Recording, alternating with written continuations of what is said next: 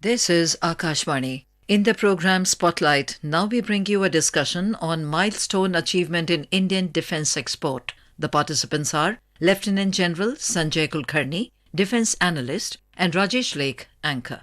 It's a pleasure to have Lieutenant General Sanjay Kulkarni with us in the studios to discuss on the topic Milestone Achievement in Indian Defence Exports. A warm welcome, Lieutenant General Sanjay Kulkarni. Thank you very much.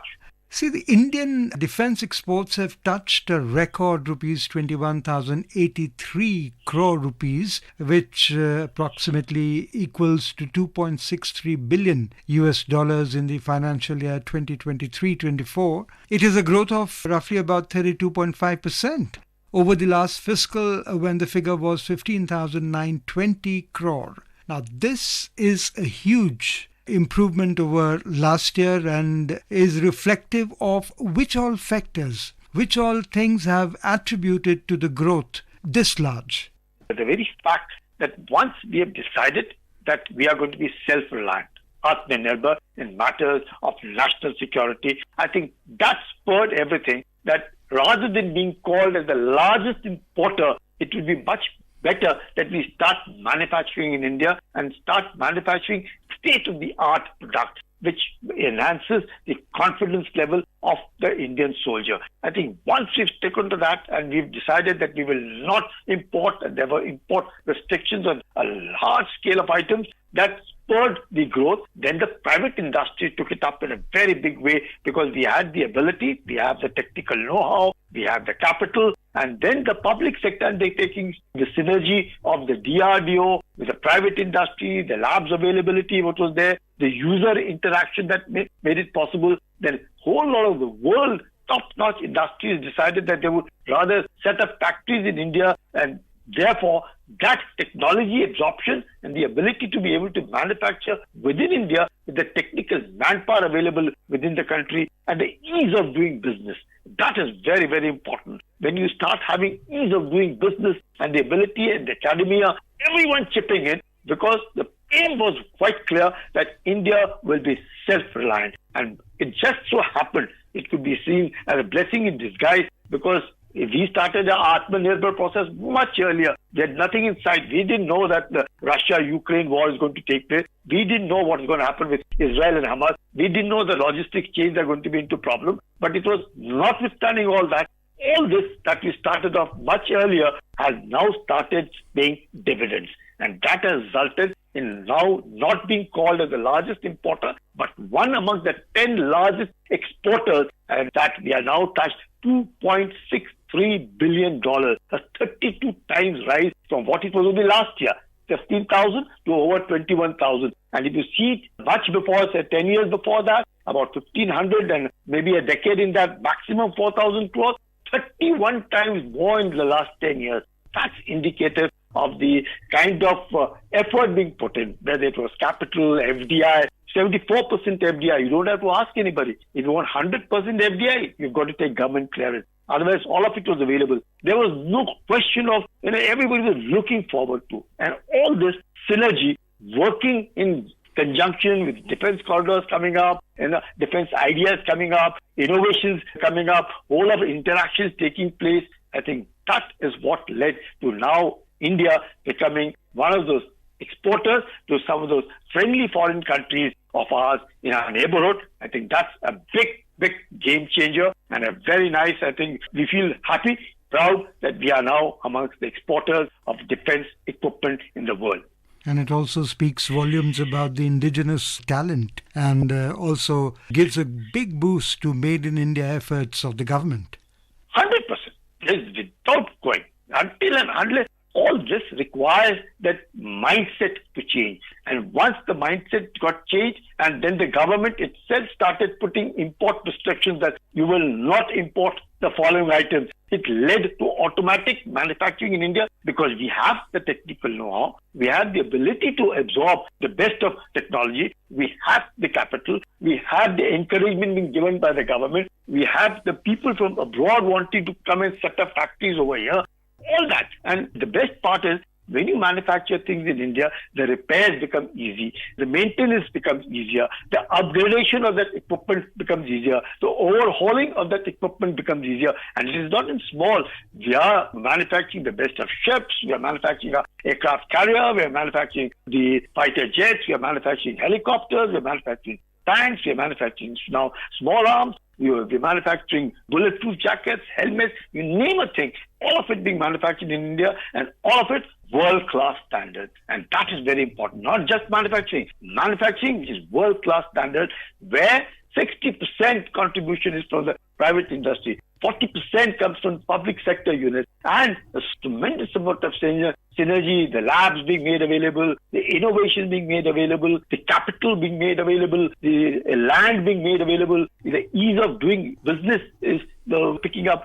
All that helps to sort of give a big boost to what we've always been calling self-reliance, Atmanirbharta, now leading to exports, and all this to the friendly foreign countries who seem to have tremendous amount of faith in India that the equipment being exported is of world standard. Okay, you mentioned private parties and public sector units, 60% contribution by the private sector and 40% contribution by the public sector. So the defense industry, including the private sector and defense public sector undertakings, have made tremendous efforts in achieving the highest ever defense exports. Now, how has this PPP been given a boost by the government? The very fact that the defense corridors have come up. Now, those two defense corridors, one in Uttar Pradesh and the other in Chennai, is a result of encouraging people to be able to establish units. Now, all of it, whether it is in the manufacturing of drones is concerned, whether artificial intelligence is concerned, whether it's robotic is concerned, whether it is cyber is concerned, or it's space is concerned, all of it, it leads to the world seeing India as one of those countries which are technologically advanced. The fact that we could land on moon is a great indicator. It is the same month that we could have, when Wing Commander Rakesh Sharma was asked, how does India look like? Sare jahan se acha. Same month, 1984, same day, is indicated that we have over the years gone to a level just unbelievable. And all this because of the government encouragement. If the government encourages, you find the innovation for defense excellence is there. Various exhibitions are taking place. Lots of aero exhibitions are taking place. Participants from world over come to India, see that the manufacturing. You find the complete entire exercise in Pokhran of indigenized goods is being shown and displayed and exhibited and being seen by the world. So much of interaction taking place. I think the kind of exercises we do with the various foreign countries, all of it helps in being able to showcase that India has arrived. And that change that we have reached gives a further boost to our manufacturing. And all this is possible only, as I said, synergy between private and public and academia and the user. All of it combined gives us the strength, the confidence of manufacturing world-class products in India and being able to export and reach a level of $2.63 billion, I think is a first milestone, and we must now continue to build over it. And as look forward, 32 times growth rate, it must continue, and we must continue maintaining this year on year so that we virtually curtail our imports and at least are self-sufficient and then able to export various friendly foreign countries the world over. So, General Kulkarni, we have discussed a lot about ease of doing business, made in India, and also Atmanirbhar Bharat. We would like you to throw light on the end-to-end digital solutions provided to the Indian industries for promoting defense exports.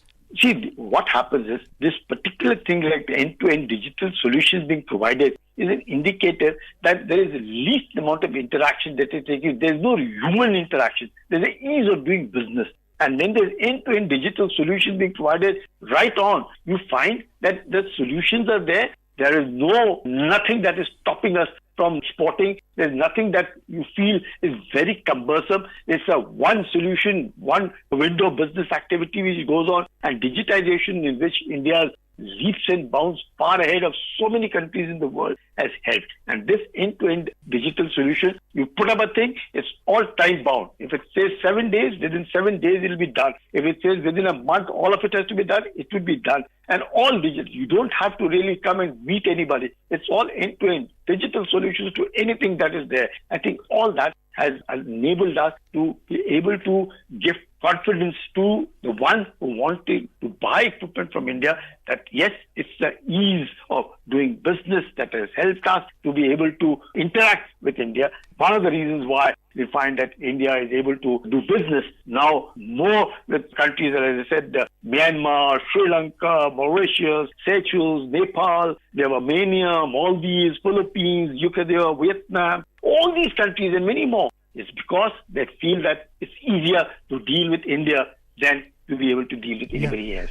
So to support to what you just mentioned, General Kulkarni, is the comparative data of 2 decades, which says that the period from 2004-5 to 2013 and 14 and 2014 to 2024, it reveals that there has been a growth of 21 times in the defense exports. And the reasons being, of course, as you mentioned very rightly, ease of doing business, digital end-to-end solutions being provided, and also the fact that the growth is a reflection of global acceptability of Indian defense products and technology.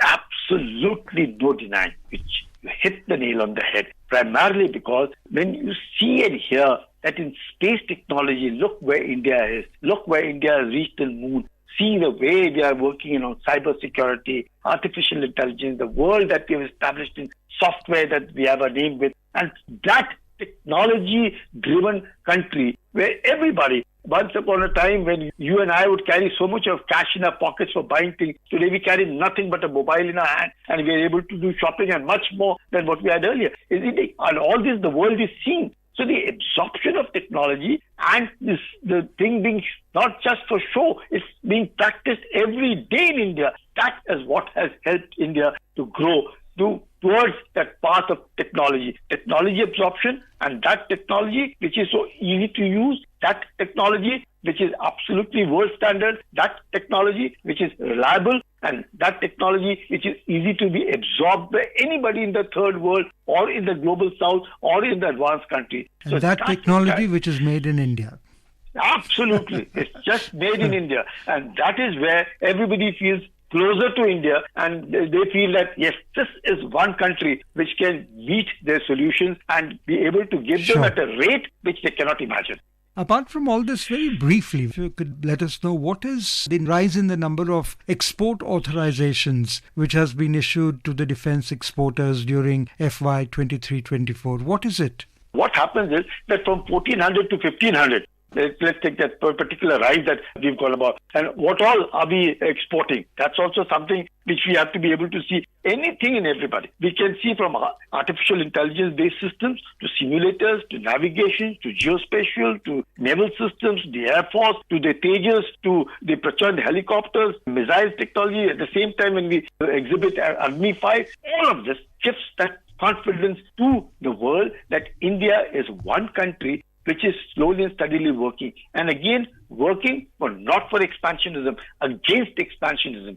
That is something very important, that all the technology being used for ensuring the territorial integrity of our country. They are not concerned with the other countries. But yes, if it can help our technology, can help others, by all means they're willing to. And that is where the leadership of the global south comes in. That is where the importance and the total reliance on India comes in, that yes, this is one country which we can trust. This is one country we can rely upon. This is one country which meets our requirements at a cost which we cannot imagine, and with no strings attached. It is given because we feel good and they feel good dealing with India.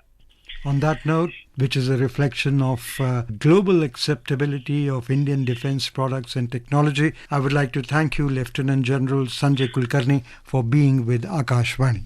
Thank you very much. You were listening to a discussion on Milestone Achievement in Indian Defence Export. The participants were Lieutenant General Sanjay Kulkarni, Defence Analyst, and Rajesh Lake, Anchor. This program was produced and presented by the News Services Division of Akashvani. You can listen to it on our mobile app News on AIR. This program is also available on our YouTube channel, News on AIR Official. You may share your feedback about this program through email at airnsdtalks@gmail.com or WhatsApp on 928 909 4044.